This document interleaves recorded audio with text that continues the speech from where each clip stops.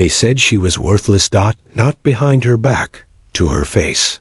Teachers, neighbors, even her own mother. You're just like your father. Her mom used to sneer through a haze of smoke. A ghost, useless and gone. Kayla Monroe stopped crying about it years ago. By 19, her skin was thicker than her thrift store jacket, and her dreams were something she kept hidden so deep, even she barely believed in them anymore. She lived in the kind of Mississippi town you only saw when you took a wrong turn. Off the highway, rusted gas stations, boarded-up shops, and a high school with more dropouts than graduates. That's where Kayla had walked out her junior year. No one noticed. No one stopped her. She took a job at the 24-hour Shell station on the edge of town, worked graveyard shifts, made just enough to keep a rented room above a pawn shop and eat dinner from the day-old rack. She kept her hair short because she couldn't afford shampoo, and the boots she wore had holes in the soles lined with cardboard. But every night, when the store got quiet and the lights buzzed low, she wrote. She scribbled in a beat-up notebook, always addressed the same way. Dear Mr. President, ... She knew the president would never read them. That wasn't the point. It just felt good to talk to someone who didn't look at her like trash. That's when the flyer caught her eye. It was taped lopsided to the bulletin board near the store's coffee machine. Bold red letters at the top read, Leaders rise from anywhere. Apply for federal resilience and leadership training. All expenses paid. She stared at it for a long time. She didn't know if it was real. She didn't even own a computer. 2 days later, she borrowed a coworker's phone, applied online using the gas station's broken Wi-Fi, and waited. She didn't tell anyone. 2 weeks passed. Nothing. Then a letter came. She unfolded it with shaking hands, afraid it would say rejected. Instead, it said, You have been accepted into the National Resilience and Leadership Initiative. Report to Colorado Springs on April 2nd. She read it 5 times. Her throat tightened. Someone, somewhere, said yes. The town didn't react well. You? In leadership training? Even her manager laughed. They must be desperate. But Kayla wasn't laughing. She packed her single duffel bag. 2 shirts, 1 pair of jeans, the cracked notebook, and a small picture of her when she was 7, before the world turned dark. On April 1st, a Greyhound pulled into town, coughing smoke. Kayla boarded it without looking back. The ride took 30 hours. The farther the bus drove, the more doubt crept in. What if it was a mistake? What if they took one look at her and sent her home? She stepped off the bus in Colorado, dizzy from the altitude and nerves. The camp was nothing like she expected. Fenced grounds, crisp uniforms, barking officers. Her welcome was cold. A man glanced at her worn boots and muttered, She won't last a week. Kayla stood in line, hands trembling as they issued. Her a duffel with standard gear. She didn't speak. She just nodded, shoulders stiff. They handed her boots. Real ones, heavy and stiff and new. She laced them tightly. Not just around her feet, but around everything she'd ever been called. Worthless, nobody, stupid, broken. She wasn't here to prove anyone wrong. She was here to prove herself right. As the sun dropped behind the Rockies that night, and the wind howled across the training grounds, Kayla Monroe lay in a cot in a shared bunkhouse, heart racing, wide awake. Tomorrow would be the first day anyone ever truly saw her. And for the first time in her life, she wasn't scared. The first morning hit like a punch to the gut. At 5 a.m., Kayla was yanked awake by a blaring horn and a voice shouting, Move! Her muscles were still sore from the bus ride, her stomach empty from nerves, but she scrambled into her uniform like her life depended on it. She joined 30 others in a line on the gravel field, her breath turning white in the frigid air. Most of the others looked fresh out of ROTC, confident, athletic. Kayla stood out, too skinny, boots too stiff, hands shaking. One boy snorted when he saw her. "This ain't rehab, sweetheart." Another whispered, "She's not gonna last 3 days." The instructors didn't stop them. They didn't stop anything. The morning fitness test was brutal. Push-ups, sit-ups, pull-ups, running uphill through frozen mud. Kayla couldn't finish. She collapsed during the run, coughing so hard she thought she'd throw up her lungs. The camp medic cleared her to continue, but the lead instructor, a stone-faced man named Captain Little, made a note on his clipboard. Kayla saw it. Monroe, borderline, probable drop. After the test, the recruits sat in the mess hall. Kayla sat alone. That's when she met Sergeant Ramirez. Ramirez was tall, sharp-eyed, and scarred in the way only real battles can scar someone. She'd served 3 tours overseas. She didn't smile much. She slid onto the bench across from Kayla and said, without any warmth, "Why are you here?" Kayla hesitated. I want to change my life." Ramirez narrowed her eyes. "This isn't therapy. This is transformation through pain. You sure you want it?" Kayla looked her dead in the eye. "Yes, ma'am." Ramirez said nothing else. She simply stood and walked away, but not before Kayla saw a flicker of something in her eyes. Respect, maybe. Or curiosity. That night, Kayla didn't cry. She didn't write. She tied her boots tighter, stepped outside, and started running laps around the camp in the freezing dark. She tripped more than once. Her lungs burned, but she kept going, even when no one was watching. Especially then. The next day, she failed the drill again. The whispers started up again. "She's dragging us down. She's not built for this. Just send her home." But Ramirez didn't say a word. Instead, she handed Kayla a weighted backpack. "Wear this. Train harder. Get stronger, or go home." Kayla wore it even during meals, even during chores. Even when everyone laughed by week 2, she'd memorized every drill, every terrain route, every emergency protocol. She still couldn't beat anyone in a sprint, but she never quit. Not once. One freezing morning, during an endurance march, a tall recruit named Simmons twisted his ankle. The others didn't stop. Kayla did. She hoisted his arm over her shoulder and carried him 4 miles down the mountain. Silent, sweating, jaw clenched. Captain Little watched her quietly. Ramirez didn't say anything either, but that night, Kayla found a folded note under her bunk. 4 words. "Now you're being seen." Something shifted after that. The laughs didn't stop, but they lost their bite. A few recruits started calling her Tank, not as a joke, but as a nickname of grudging respect. She still wasn't the fastest or the strongest, but she was always there, at the front of the line, the last to leave the obstacle course, the one carrying the extra gear without complaint. Ramirez began spending more time with her, showing her tactical formations, quizzing her on leadership codes, teaching her how to see what others missed. By the end of the 3rd week, Captain Little scratched a note beside her name on his clipboard. Monroe, resilient. Keep an eye on her. Each night, after lights out, Kayla lay in her bunk wide awake, muscles sore and mind racing. Most of the other recruits snored or whispered quietly, but Kayla had her own ritual. She'd pull her worn notebook from under her pillow, sit on the edge of her cot beneath the moonlight slipping through the window, and write, "Dear Mr. President." The letters always began. She knew no one would read them.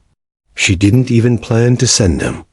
But the words poured out, more honest than anything she'd ever said aloud. She wrote about the gas station, the rats in the storage room, the strange men who leered at her, the exhaustion that never left. She wrote about her mother, passed, out on the couch, and the time she called Kayla a mistake that should have been fixed early. She wrote about how, even now, she sometimes looked in the mirror and saw nothing. But she also wrote about the way it felt to run in the dark, about Ramirez's silent approval, about the way carrying another recruit down a mountain had made her feel useful, needed. For the first time in her life, she wrote about hope. She never imagined anyone would see those pages. One cold morning, during week 4, the recruits were ambushed during a mock field training scenario. Simulated explosions, smoke, and actors screaming like wounded civilians. Chaos. One of the newer recruits, girl from Chicago named Vega, froze mid-scenario. Her hands shook, and she dropped her radio, paralyzed with fear. Everyone else kept moving. No one stopped. Except Kayla. She grabbed Vega's shoulders, looked her straight in the eye, and said, "You're safe. Breathe. I got you." It wasn't part of the drill. It wasn't in any handbook. But Kayla's calm broke through. Vega nodded. She stood up. Together, they finished the exercise. Later that day, Ramirez called Kayla aside. She didn't smile. She rarely did, but her voice was different, lower, warmer. "You've got something, Monroe. People follow you, even when they don't want to." Kayla blinked. "I'm just trying to survive." Ramirez studied her. "No, you're leading. That's different." That night, while Kayla was in the showers, Ramirez passed her bunk and noticed the notebook lying half open beneath the pillow. She picked it up, meaning to close it, but her eyes caught the words, "They say I'm nothing. That I'm stupid, broken, damaged beyond use. But when I carry people, I feel like I matter. When I don't quit, I feel like I'm not invisible anymore." Ramirez read more than she meant to. By the time Kayla returned to her bunk, the notebook was back in its place, carefully closed. She never knew it had been touched. But Ramirez made a quiet decision that night, one that would ripple through the country like wildfire. Meanwhile, Kayla continued her grind, quieter now, more focused, more determined. The other recruits stopped underestimating her. Some asked her questions. Some even asked for advice. But Kayla stayed humble, still unsure whether this transformation was real or temporary. One evening, Vega handed her a folded napkin from the mess hall. On it was scribbled, "You saved me. Thank you. I believe in you." Kayla held it like it was gold.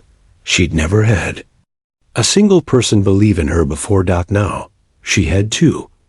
And somewhere, deep in her heart, Kayla felt something shift.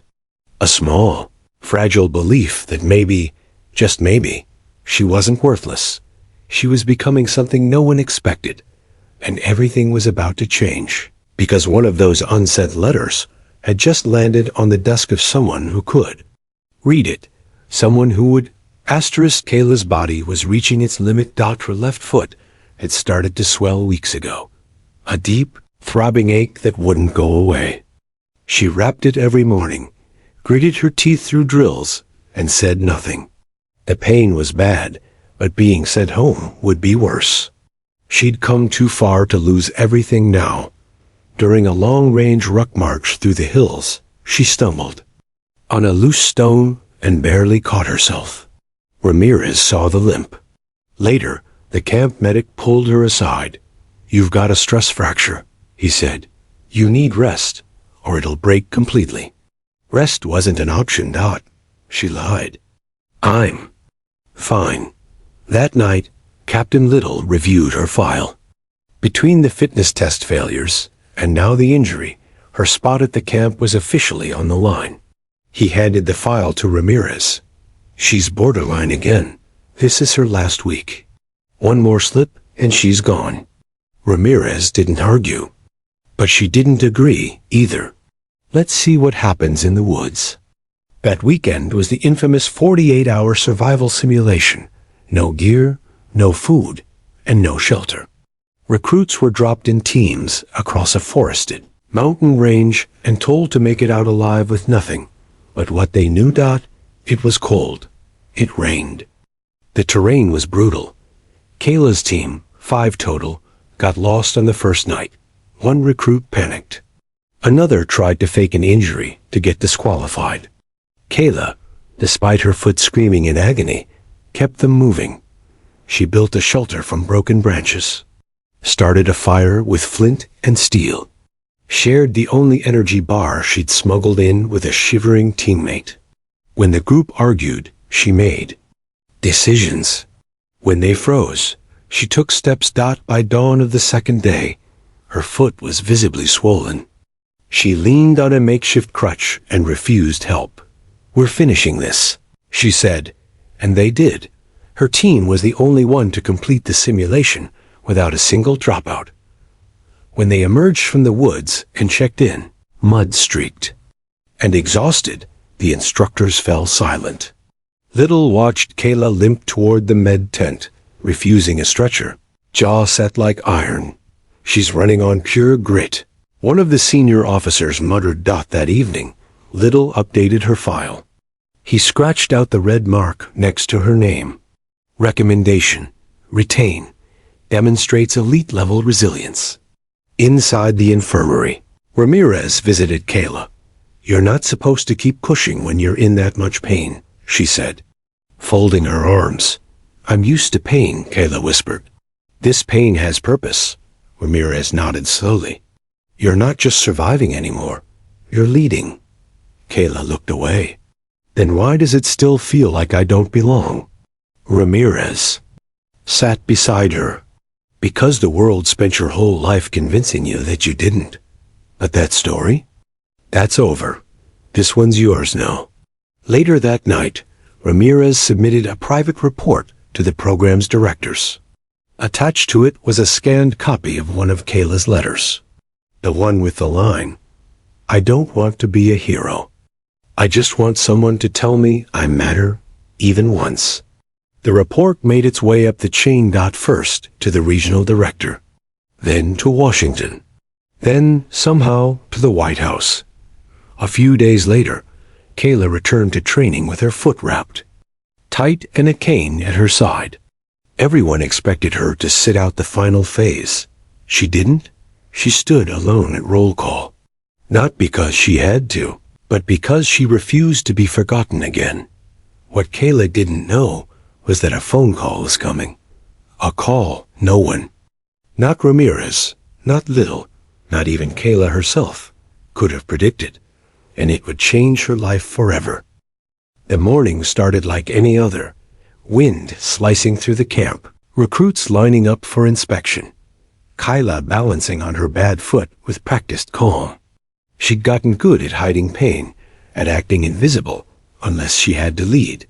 Then, she heard her name over the loudspeaker. "Recruit Kayla Monroe. Report to command office. Immediate."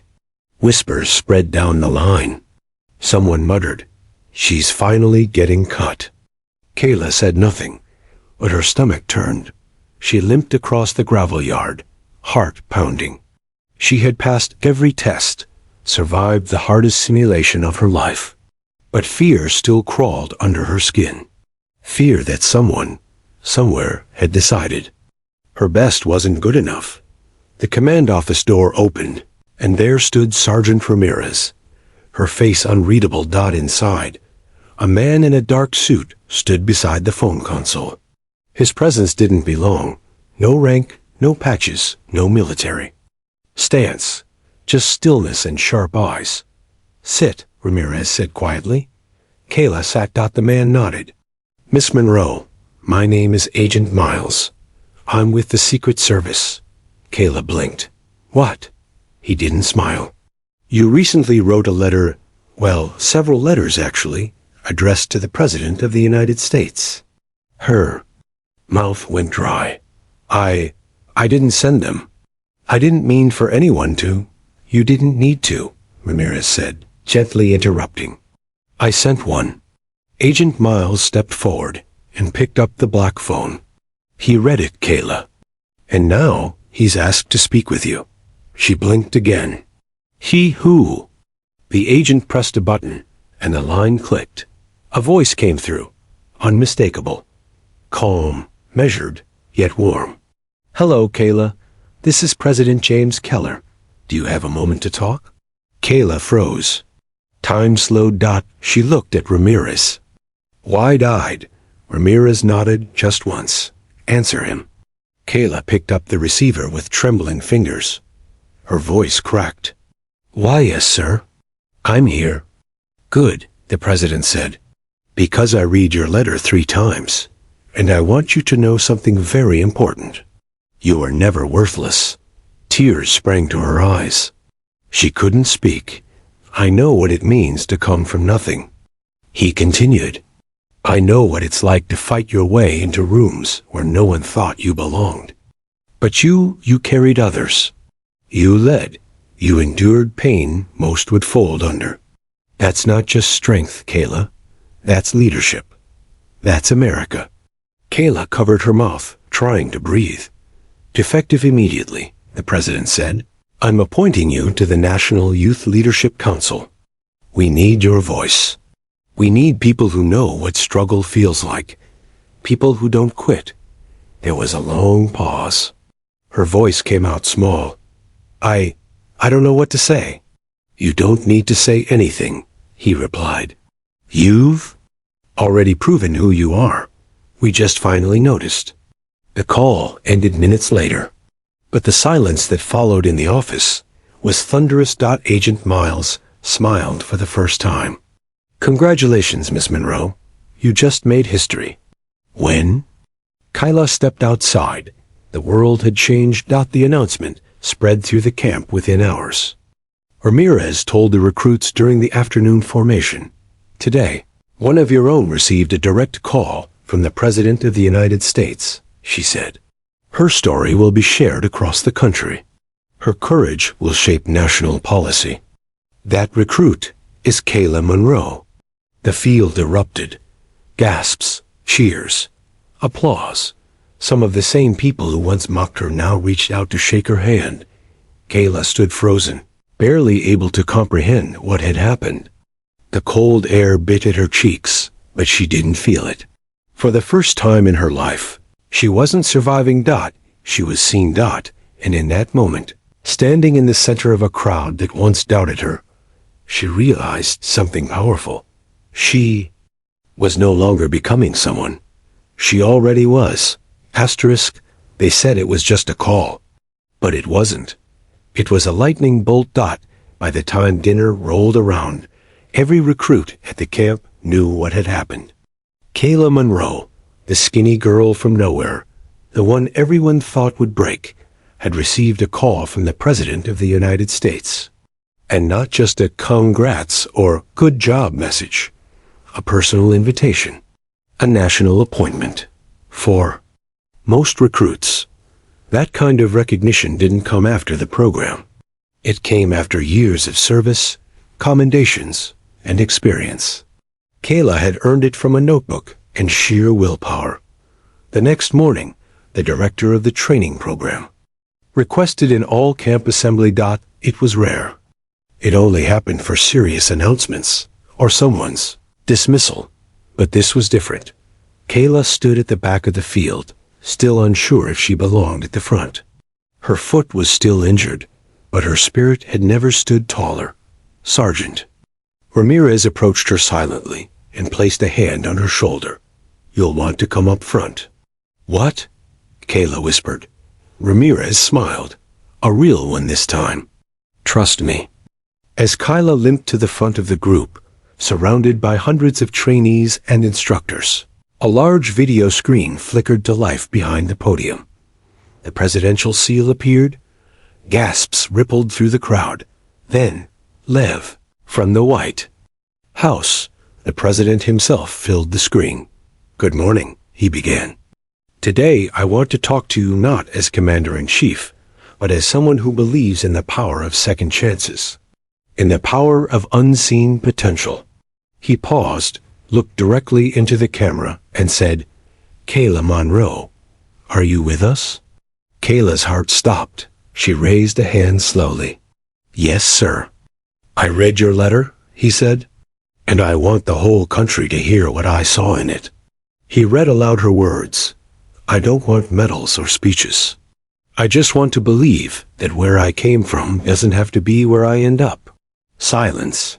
Some. Recruits blinked back tears. Others looked at her with awe. You've shown more grit, compassion, and leadership than many twice your age, the president continued.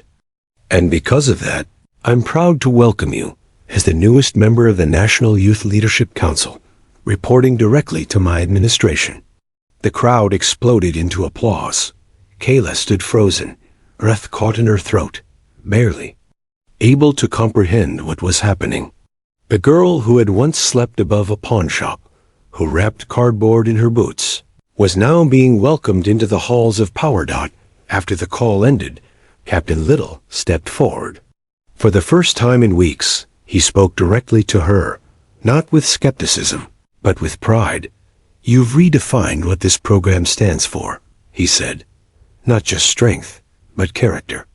Later that night, dozens of recruits came to shake her hand, offer hugs, and say things she never imagined she'd hear. You earned this. You inspire me. I used to think I was better than you. I was wrong. She found Vega waiting for her by the bunkhouse. The girl who, once frozen during training now, smiled and handed Kayla her old notebook. You left this by your bunk, Vega said. Thought you might want it back. Kayla took it, thumbed through the pages once full of pain and doubt, and for the first time, she didn't feel ashamed of them. She felt proud. At midnight, she stood outside alone, looking up at the stars above the snowy mountains. She wasn't scared of the dark anymore. She had lived in it her whole life. Now, she was the light. The day Kayla Monroe left Colorado, the air was crisp, and her duffel was heavier not because of gear, but because of everything she was now carrying. Responsibility, honor, and something entirely new: hope. The bus ride back to Mississippi was long, but she didn't mind. For the first time in her life, she wasn't running away from anything. She was returning with purpose. Back home, the streets hadn't changed. Same crumbling sidewalks, same faded gas station where she once worked. Midnight shifts. But something felt different. People stared. She stepped off the bus and was met by silence. Then flashes. A local reporter was waiting with a cameraman. Kyla Monroe? He asked breathlessly. Do you have time for a few questions? Everyone's talking about you. She blinked. Me? The story of her journey had gone viral days earlier. News stations across the country aired clips of the presidential video call. Social media called her the girl who refused to break. Hashtags trended in her name. A senator even quoted her letter on the Senate floor, but none of it felt real until now. Her old boss at the gas station stood at the corner, rubbing his neck awkwardly. Didn't think you'd actually make it, he muttered. Kayla nodded without bitterness. Neither did I. A few teenagers asked for selfies. One handed her a crumpled notebook and said, I started writing like you. Her throat tightened, but the moment she truly felt the weight of it all was when she stood outside her mother's apartment. It looked the same: peeling paint, cracked windows, but this time she didn't feel small. She knocked. The door opened slowly. Her mother stood there, thinner now, sober, eyes hollow but clear. I saw you on TV, she said softly. Kayla stared at her, unsure what she wanted to feel. Anger? Pity? But all she felt was calm. I'm not here to fight, Kayla said. I just wanted you to know I made it. Her mother nodded, shame flickering across her face. I was wrong about everything. Kayla didn't answer. She simply reached out and hugged her. Not to forget the past, but to move beyond it. Over the next few weeks, Kayla got to work.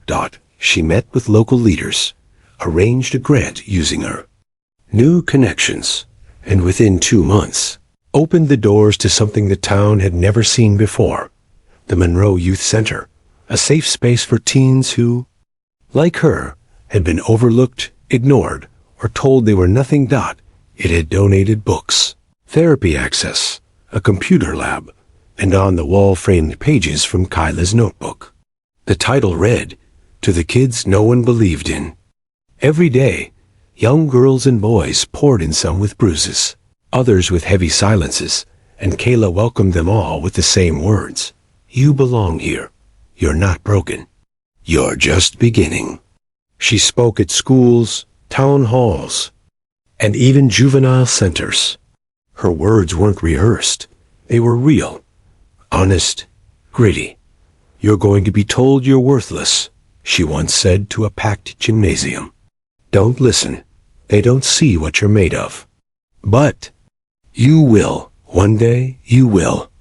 The girl who once wrote letters in the dark now stood in light, not just healed, but healing others.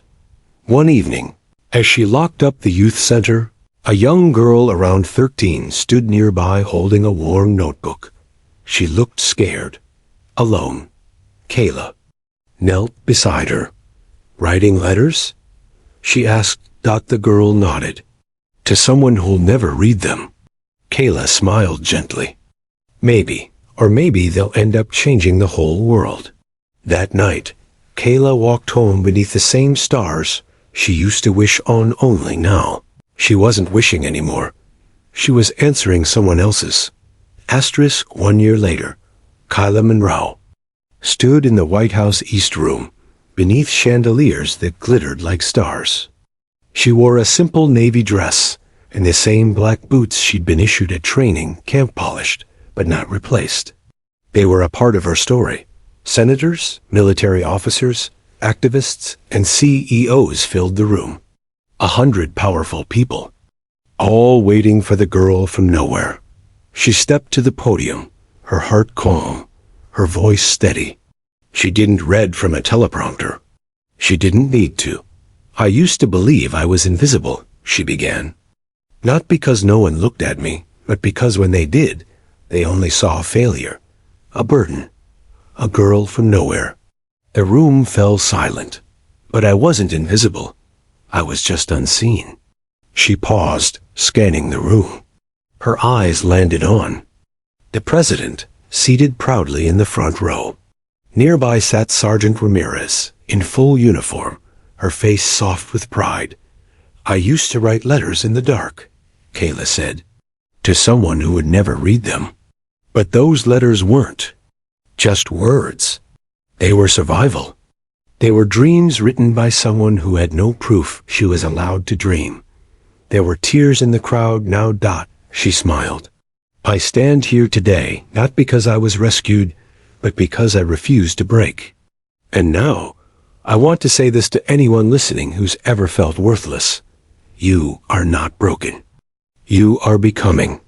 When she finished, the applause thundered through the walls. Later that night, long after the cameras had shut off and the handshakes had faded, Kayla slipped away from the crowd and stepped into the warm summer air of Washington. DCSHE walked alone to the Lincoln Memorial, where a soft breeze rustled the flags and the city lights flickered in reflection off the water.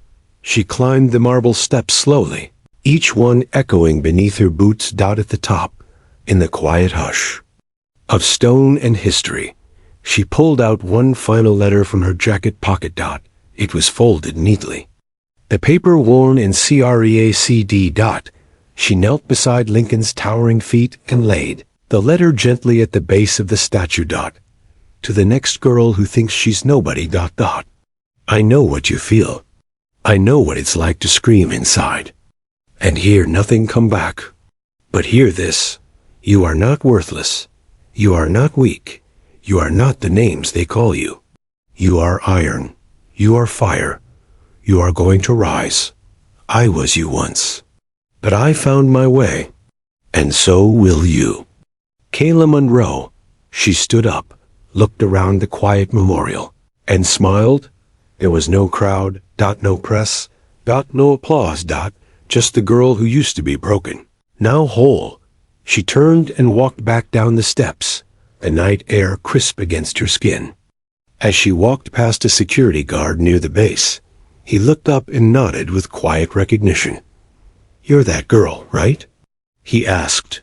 "The one the president called." Kayla paused. "No," she said, her smile calm and clear. "I'm the girl who answered." She walked away, boots tapping softly against the pavement. Behind her, the letter remained waiting for the next girl to find it.